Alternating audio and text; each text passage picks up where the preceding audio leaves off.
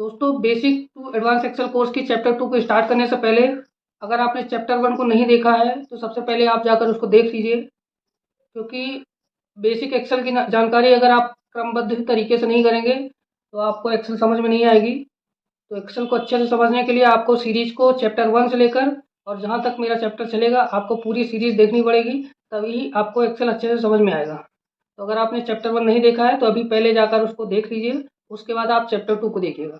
और अगर आपने चैप्टर 1 देखा है तो आइए चलते हैं अपने कंप्यूटर स्क्रीन पे और स्टार्ट करते हैं सीखना basic to advance Excel chapter 2।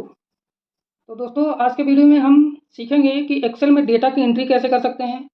Data की एंट्री में हम नंबर्स कैसे एंटर करते हैं, एक्सेल में टेक्स्ट कैसे इंसर्ट करते हैं, नंबर्स और टेक्स्ट की कॉपी कैसे कर सकते हैं, उनको कट कैसे कर सकते हैं और उसको पेस्ट कैसे कर सकते हैं किसी और जगह पे। इसके अलावा हम कीबोर्ड पे जो अलग अलग कीज़ देखते हैं, जैसे एंटर की हो गई, टैब की हो गई, इसके अलावा आप डाउन एरो की, अप एरो की, लेफ्ट की, राइट की, इस तरह की देखते होंगे। तो अलग अलग कीज़ का हम एक्सेल पे यूज़ कैसे कर सकते हैं, तो आज हम इन्हीं सब चीज़ों को देखेंगे एक्सेल में। तो आइए स्टार्ट करते हैं। तो दोस्तों, मैंने ये एक्सेल की एक वर्कबुक ओपन कर रखी है। इसी वर्कबुक में हम सीखेंगे कि कैसे हम अलग अलग चीज़ों का यूज़ करते हैं। जैसे यहाँ पे किसी भी सेल में हमको डेटा को एंटर करना है, तो जिस सेल में हमको डेटा एंटर करना है हमारा जो कर्सर होना चाहिए वो उसी सेल में होना चाहिए। जैसे यहाँ पे आपको ये ग्रीन कलर से ये दिख रहा होगा लाइनिंग, यहाँ पे ये बता रहा है कि हमारा कर्सर जो है वो इस सेल में है। अब इस सेल में हमको कोई डेटा एंटर करना है तो हम यहाँ पे सिंपली टाइप करेंगे। जैसे यहाँ पे मुझे लिखना है डी टेक ट्यूबर, तो यहाँ पे हमने लिख दिया इसको। अब यहाँ पे लिखने के बाद आपको सिंपली एंटर प्रेस करना है। अब एंटर प्रेस करेंगे तो यहाँ नीचे वाले सेल में आप आ जाएंगे। अब इस सेल में हमारी डेटा की एंट्री हो चुकी है। अब यहाँ पे देख रहे होंगे इस कॉलम की विड्थ जो है वो कम है, यहाँ पे डेटा बाहर निकल गया है। इस सेल की विड्थ को इस डेटा के हिसाब से करने के लिए आपको यहाँ पे ऊपर जाना है। यहाँ डी का कॉलम आपको दिख रहा होगा, यहाँ पे साइड में जाएंगे, यहाँ पे इस तरह से प्लस का साइन बन जाएगा। जैसे ही ये प्लस का साइन बन जाए आपको यहाँ पे डबल क्लिक करना है और इसको ऐसे ड्रैग कर देना है, इस तरफ ड्रैग करके छोड़ देना है। देखिए आपका सेल जो है वो परफेक्ट हो गया। आप एक्सेल के किसी भी सेल पे है तो सेल के ऊपर जाने के लिए आपको अप एरो प्रेस करना है और नीचे जाने के लिए डाउन एरो प्रेस करना है। इसी के साथ आपको अगर राइट में जाना है तो आपको कीबोर्ड से राइट एरो प्रेस करना है। आप जितनी बार प्रेस करेंगे आप अगले सेल में जंप करते हुए चले जाएंगे। ठीक उसी तरीके से अगर आपको लेफ्ट में जाना है तो लेफ्ट का एरो प्रेस करिए, आप लेफ्ट में मूव करते चले जाएंगे। आपको अगर नीचे जाना है तो नीचे जाने के लिए आप एंटर भी प्रेस कर सकते हैं। जितनी बार आप एंटर प्रेस करेंगे आप अगले सेल में जंप हो जाएंगे। तो यहाँ पे आपको समझ में आ गया होगा कि अगर आपको किसी सेल के ऊपर जाना है तो आप अप एरो के साथ साथ आप शिफ्ट के साथ एंटर का भी यूज कर सकते हैं इस तरह से। और किसी सेल के नीचे जाना है तो आपको एंटर प्रेस करना है या आप डाउन एरो भी प्रेस कर सकते हैं। इसी के साथ आपको अगर आगे की तरफ जाना है तो आप राइट एरो का प्रेस करेंगे और पीछे की तरफ जाना है तो आप लेफ्ट एरो प्रेस करेंगे। अगर आपको इस डेटा को कॉपी करना है, आप ये चाह रहे हैं कि ये जो मैंने डेटा लिखा है ये यहाँ पे भी लिख जाए, तो आपको इसको टाइप करने की ज़रूरत नहीं है। दोबारा से आप ये इस सेल को सिलेक्ट करिए और सिलेक्ट करने के बाद इसको कंट्रोल सी से कॉपी कर लीजिए। अपने कीबोर्ड से कंट्रोल सी प्रेस करिए, ये कॉपी हो जाएगा। आप कंट्रोल सी से कॉपी कर सकते हैं। उसके अलावा आपको यहाँ पे दिख रहा होगा, यहाँ पे आप जाएंगे तो यहाँ पे कॉपी का ऑप्शन दिख रहा है इस जगह पे, आप इसको प्रेस करेंगे, इस पर प्रेस करेंगे तो देखिए ये कॉपी हो गया। अब कॉपी होने के बाद सिंपली आपको जहाँ भी पेस्ट करना हो इस डेटा को, जैसे मान लीजिए हमको इस सेल में पेस्ट करना है तो यहाँ पे आप अपना कर्सर रखिए। उसके बाद आपको यहाँ पे पेस्ट का ऑप्शन दिख रहा है, आप यहाँ पे क्लिक कर दीजिए।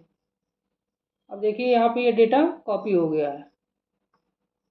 फिर से हम करते हैं, यहाँ से हमने इस डेटा पे अपना कर्सर रखा, उसके बाद यहाँ पे कॉपी प्रेस किया और यहाँ पे गए, हमको यहाँ पे पेस्ट करना है।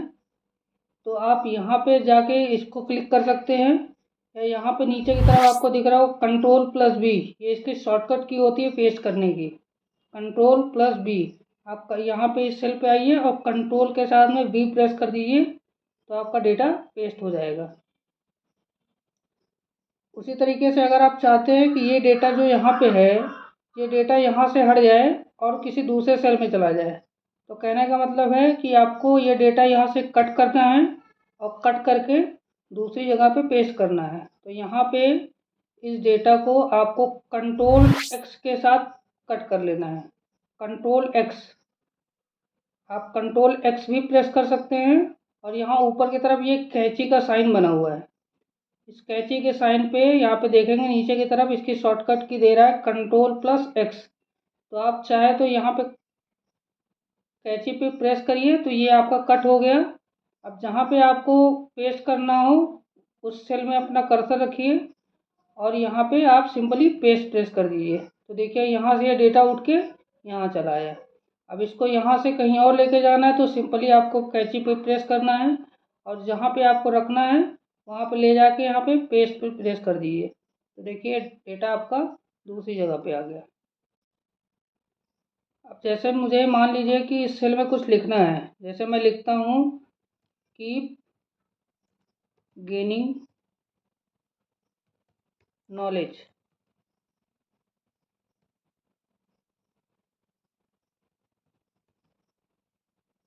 यहाँ पे मैंने ये वर्ड लिखा और इस वर्ड पे अब मैं चाहता हूँ कि यहाँ पे आगे की तरफ मुझे नहीं लिखना है, इसी सेल में नीचे की तरफ लिखना है। मुझे अगले सेल में भी नहीं जाना है, मुझे इसी सेल के नीचे नीचे लिखना है। तो आपको अपने कीबोर्ड से आल्ट के साथ में एंटर प्रेस करना होगा।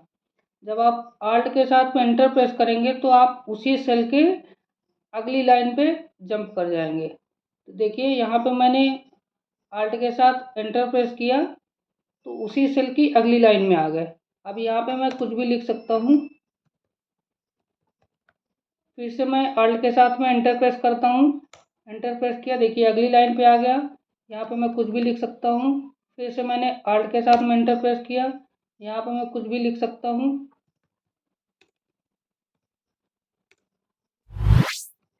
और इस तरह से आप लिखने के बाद एंटर प्रेस करेंगे तो इस तरह से आपने जो भी डेटा डाला था वो एक ही सेल में फीड हो जाएगा। इसको अपने हिसाब से आप एडजस्ट कर सकते हैं। यहाँ पे अभी मैंने पहले बताया था कि किसी भी कॉलम की विड्थ को बढ़ाने के लिए आपको यहाँ पे प्लस का, यहाँ पे ऊपर की तरफ जाएंगे और इस सेल को पकड़ के यहाँ से आप ड्रैग कर सकते हैं। और किसी भी रो के विड्थ को बढ़ाना हो तो यहाँ पे आप जाइए नीचे की तरफ, जैसे मुझे 5 नंबर रो की विड्थ को बढ़ाना है तो यहाँ पे मैं गया और यहाँ से इसको पकड़ के इस तरह से खींच दिया। यहाँ पे देखिए इसकी विड्थ बढ़ गई। अब दोस्तों मान लीजिए कि मुझे इस सेल में कुछ नंबर्स लिखने हैं, यहाँ पे कुछ नंबर्स लिखने हैं, तो मैं यहाँ पे अपना कर्सर रखूँगा और यहाँ पे प्रेस करूँगा 1। यहाँ पे मुझे 2 लिखना है तो 2 प्रेस किया मैंने, 2 लिख गया। 3, उसका एंटर, फिर 4, फिर enter, 5 enter, 6 enter, 7 enter, 8 enter, 9 enter. आपको जो भी नंबर्स लिखने हैं आप इस तरह से नंबर्स लिख सकते हैं उसमें। अब जैसे मान लीजिए कि आपके पास इस तरह से नंबर्स लिखे हुए हैं, यहाँ पे आप देख रहे हो नंबर्स लिखे हैं। अब यहाँ पे आपको इस नंबर से डायरेक्ट नीचे की तरफ जंप करना है। तो एक तरीका तो ये है कि आप डाउन एरो के साथ नीचे आइए इस तरह से और अप एरो से आप ऊपर जाइए। और दूसरा तरीका ये है कि आपको डायरेक्ट 1 से 9 पे जंप करना है, तो आपको अपने कीबोर्ड से कंट्रोल के साथ में डाउन एरो प्रेस करिए। कंट्रोल के साथ डाउन एरो प्रेस करेंगे तो आप डायरेक्ट लास्ट अपनी वैल्यू पे जंप कर जाएंगे। ठीक उसी तरीके से अगर आपको नीचे से ऊपर की तरफ जाना है तो आपको कंट्रोल के साथ में अप एरो प्रेस करना है। जैसे ही प्रेस करेंगे आप ऊपर की तरफ चले जाएंगे। तो कंट्रोल के साथ में अगर आप down arrow, up arrow, left arrow and right arrow press करेंगे तो आप पहले और आखिरी डेटा में इजीली मूव कर सकते हैं। इस तरह से मैंने कंट्रोल दबाया और डाउन एरो दबाया तो नीचे आ गया, कंट्रोल दबाया और अप एरो दबाया तो ऊपर चला गया। ये की आपको तब काम करती है जैसे यहाँ पे अभी डेटा हमारे पास कम है तो आप इजीली डाउन एरो के साथ मूव कर सकते हैं। अगर इसी तरीके से हमारा डेटा और होता, यहाँ नीचे की तरफ होता 1000 डेटा और होता, तो आपको तो ऊपर से नीचे की तरफ आपको अगर जाना है तो अगर डाउन एरो से जाएंगे तो डाउन एरो से बहुत टाइम लग जाएगा आपको। तो जहाँ पे आपका डेटा ज़्यादा होगा वहाँ पे आपको कंट्रोल के साथ में डाउन एरो प्रेस करके एकदम लास्ट डेटा पे आप जा सकते हैं और कंट्रोल के साथ में अप एरो प्रेस करके आप सबसे ऊपर की तरफ आ सकते हैं।